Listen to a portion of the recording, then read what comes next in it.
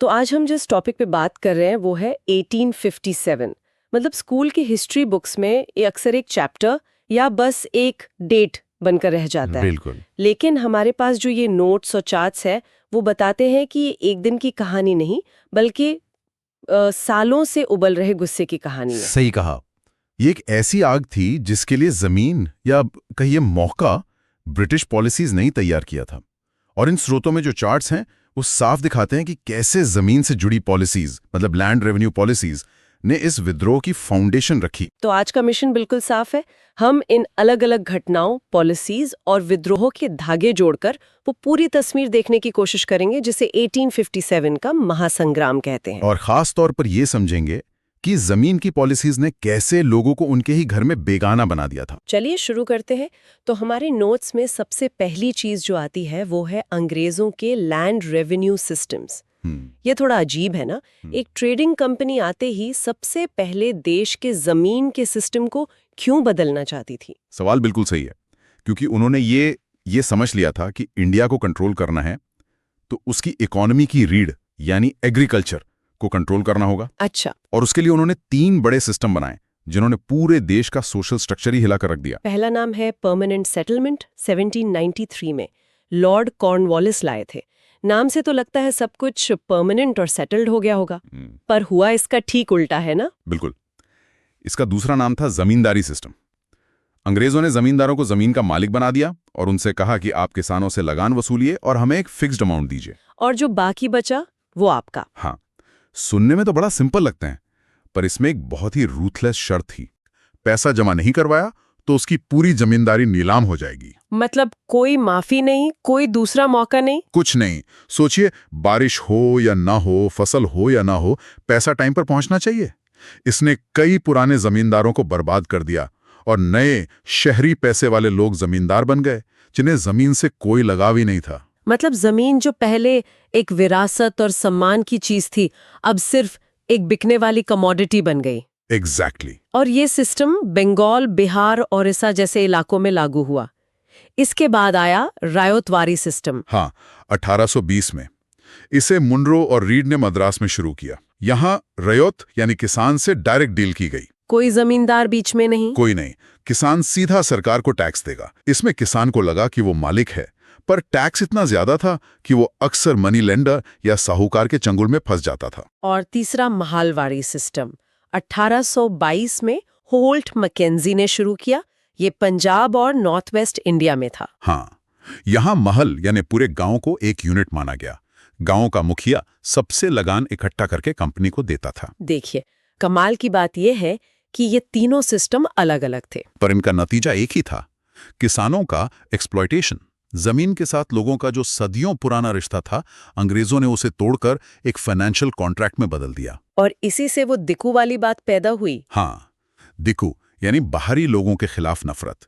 ये साहूकार और नए जमींदार अक्सर बाहर से आते थे और लोगों की जमीन हड़प लेते थे। तो ये तो साफ है कि 1857 से बहुत पहले ही जमीन पर गुस्सा उबल रहा था। और हमारे स्रोत बताते हैं कि ये गुस्सा कई छोटे बड़े विद्रोहों में फट भी रहा था। बिल्कुल, ये उस बड़ी आग से पहले की चिंगारियां थी। इन विद्रोहों को हम 2 हिस्सों में देख सकते हैं, है ना?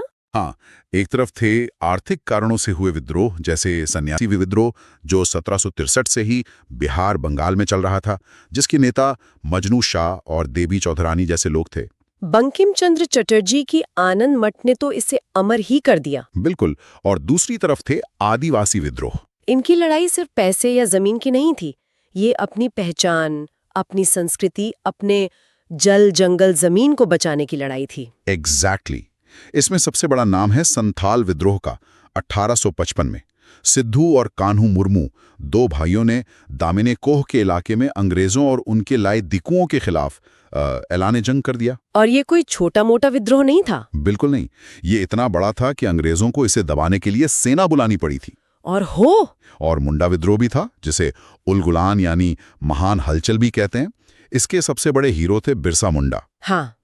इनकी लड़ाई अंग्रेजों के उस लैंड सिस्टम के खिलाफ थी जो उनकी खून कट्टी परंपरा को खत्म कर रहा था। ये खून कट्टी सिस्टम क्या था? खूट कट्टी एक बहुत ही खूबसूरत सिस्टम था जिसमें जमीन किसी एक इंसान की नहीं बल्कि पूरे कबीले की कलेक्टिव प्रॉपर्टी मानी जाती थी। अंग्रेजों ने इसे तोड़कर प्राइवेट ओनरशिप लागू कर दी, जिससे आदिवासियों का पूरा अस्तित्व ही खतरे में पड़ गया। इसीलिए बिरसा मुंडा की लड़ाई इतनी अहम है। बहुत ज्यादा। और उनका जन्मदिन 15 नवंबर आज जनजातीय गौरव दिवस के रूप में मनाया जाता है। फिर 1859 में इंडिगो विद्रोह हुआ बंगाल में। यहाँ किसानों को जबरदस्ती अनाज की जगह नील उगाने पर मजबूर किया जा रहा था। हाँ, और दीनबंधु मित्र के नाटक नील दर्पण ने इस एक्सप्लॉयटेशन की कहानी घर घर पहुंचा दी। तो आप देखिए, 1857 से पहले देश के अलग अलग कोनों में आग लगी हुई थी। किसान, आदिवासी, जमींदार, सन्यासी सब परेशान थे। बस ये आग अलग अलग चूल्हों पर जल रही थी। सवाल यह है कि अचानक ऐसा क्या हुआ कि 1857 में ये सारी आग एक साथ भड़क उठी? यही इस कहानी का सबसे दिलचस्प मोड़ है। अब आते हैं उन कारणों पर जिन्होंने इस ज्वालामुखी को फोड़ने का काम किया, और इसकी शुरुआत भी ब्रिटिश पॉलिसी से ही हुई। हाँ, लॉर्ड कैनिंग एक नया कानून लाए, जनरल सर्विस एनलिस्टमेंट एक्ट। अच्छा। इस कानून ने भारतीय सिपाहियों के लिए समुंदर पार जाकर लड़ना कंपलसरी कर दिया। और उस जमाने में समुंदर लांघना मतलब अपना धर्म भ्रष्ट करना। बिल्कुल। सिपाहियों को लगा कि ये उनके धर्म पर सीधा हमला है। और फिर थी लॉर्ड डलहौजी की सबसे बदनाम पॉलिसी, डॉक्ट्रिन ऑफ लैप्स। हाँ, व्यपगत का सिद्धांत। इसका सीधा सा मतलब था कि अगर किसी राजा का अपना सगा बेटा नहीं है तो उसका राज्य सीधे ब्रिटिश कंपनी हड़प लेगी। मतलब गोद लिए हुए बेटे को उत्तराधिकारी नहीं माना जाएगा। नहीं माना जाएगा। ये तो सीधे सीधे राजघरानों की पीठ में छुरा घोंपने जैसा था। इसी के तहत सतारा, नागपुर और सबसे मशहूर झांसी, इन सबको अंग्रेजी राज में मिला लिया गया। राजाओं और नवाबों में इस बात से दहशत फैल गई कि उनकी सदियों पुरानी रियासत एक कानून से खत्म हो सकती है। और अवध का किस्सा तो और भी अजीब था। वहां के नवाब वाजिद अली शाह का तो अपना बेटा था, तो डॉक्ट्रिन ऑफ लैप्स लागू नहीं हो सकता था। हाँ, तो अंग्रेजों ने कुशासन यानी मिस गवर्नेंस का बहाना बनाकर पूरे अवध पे कब्जा कर लिया। डलहौजी ने अवध के लिए कहा भी था, अवध एक चेरी की तरह है जो एक दिन हमारे मुंह में गिर जाएगी। मतलब इतनी कैजुअल तरीके से इतनी बड़ी बात कह दी। ये उनका कॉन्फिडेंस नहीं, उनका एरोगेंस दिखाता है।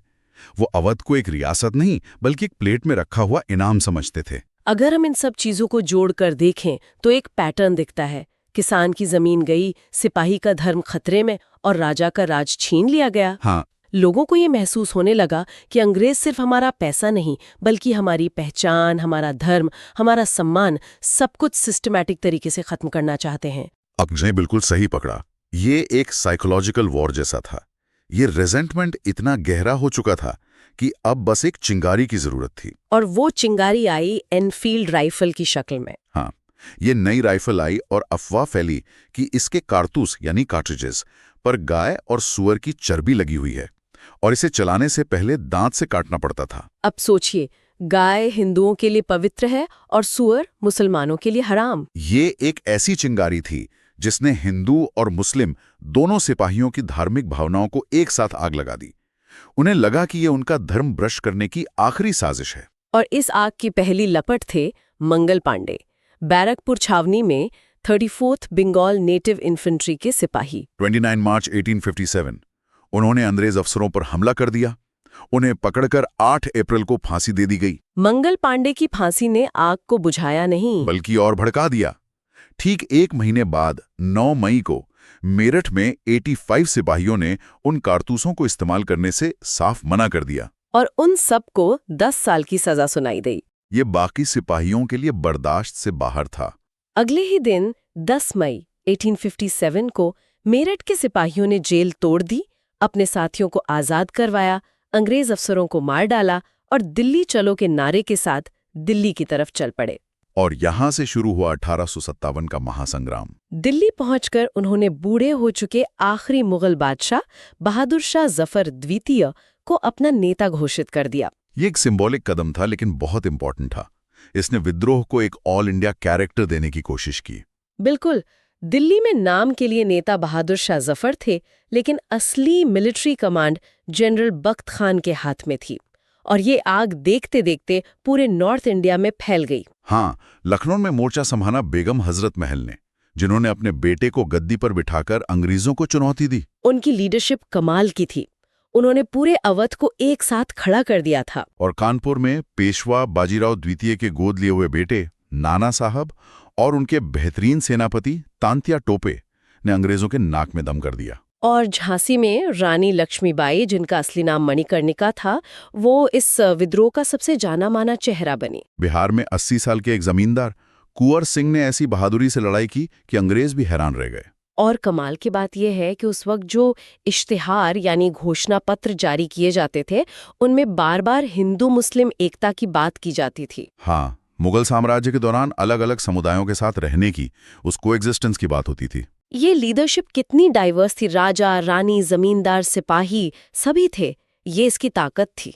लेकिन हमारे स्रोत ये भी साफ करते हैं कि यही इसकी सबसे बड़ी कमजोरी भी बन गई।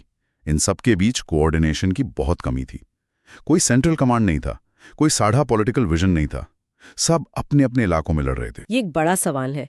क्या वो पुराने सिस्टम को वापस लाने के लिए लड़ रहे थे या किसी नए आजाद भारत का सपना देख रहे थे?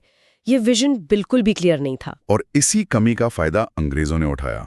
उनके पास बेहतर कम्युनिकेशन, बेहतर हथियार और एक यूनिफाइड कमांड थी। उन्होंने एक एक करके हर जगह विद्रोह को कुचलना शुरू कर दिया। दिल्ली में जॉन निकलसन, लखनऊ में कॉलिन कैम्बल और झांसी में ह्यू रोज। हाँ, इन सब ने विद्रोह को बड़ी बेरहमी से दबाया। जून 1858 तक ग्वालियर के पतन के साथ विद्रोह लगभग खत्म हो चुका था। तो इस सब का नतीजा क्या निकला? इतना बड़ा विद्रोह, इतनी कुर्बानियां।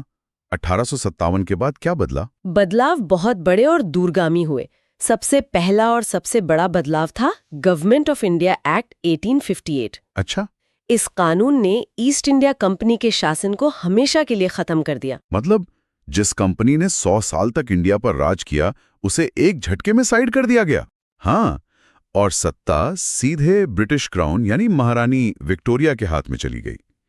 इंडिया अब ऑफिशियल तौर पर ब्रिटिश एम्पायर का हिस्सा बन गया। और गवर्नर जनरल का पद अब वाइसरॉय लाने लगा। बिल्कुल, जो क्राउन का सीधा प्रतिनिधि था।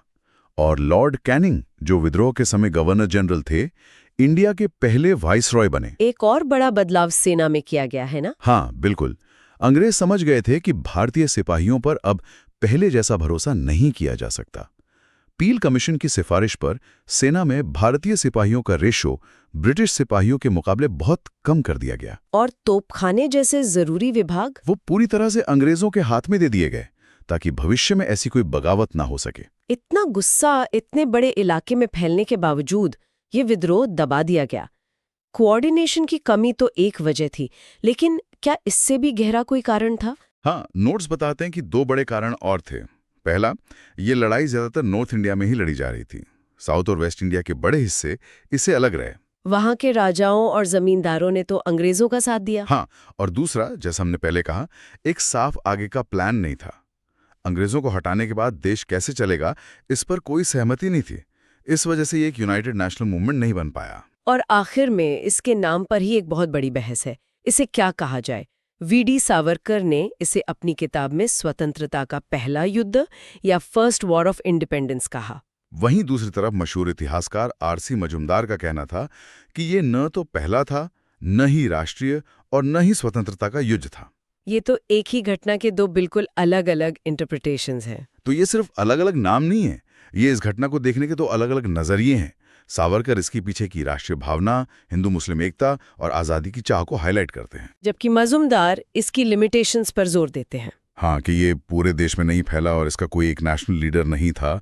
और हमारे स्रोत वो दोनों ही दृष्टिकोण को सही ठहराने के लिए सबूत देते हैं। तो ये थी कहानी 1857 की क्रांति की। जमीनी नीतियों से पैदा हुए असंतोष से लेकर छोटी छोटी चिंगारियों का एक बड़ी आग में बदलना, उसके मुख्य किरदार, उसकी असफलता और उसके बाद के बदलाव। हमने देखा कि कैसे अलग अलग कारणों ने मिलकर इतिहास का रुख हमेशा के लिए मोड़ दिया। बिल्कुल। और मैं यहाँ एक आखिरी विचार छोड़ना चाहूंगा। श्रुत में उन इश्तिहारों का जिक्र है जो अलग अलग समुदायों के साथ मिलकर रहने की बात करते थे। भले ही ये विद्रोह तत्काल आज़ादी हासिल करने में फेल हो गया, लेकिन क्या इसका सबसे शक्तिशाली प्रभाव इसकी विरासत थी? धर्म और वर्ग से ऊपर उठकर एक साथ मिलकर लड़ने का वो विचार, भले ही उस वक्त अधूरा रह गया हो, क्या बाद के स्वतंत्रता सेनानियों ने उसी विचार से प्रेरणा नहीं ली? एक बहुत ही दिलचस्प सवाल है। शायद।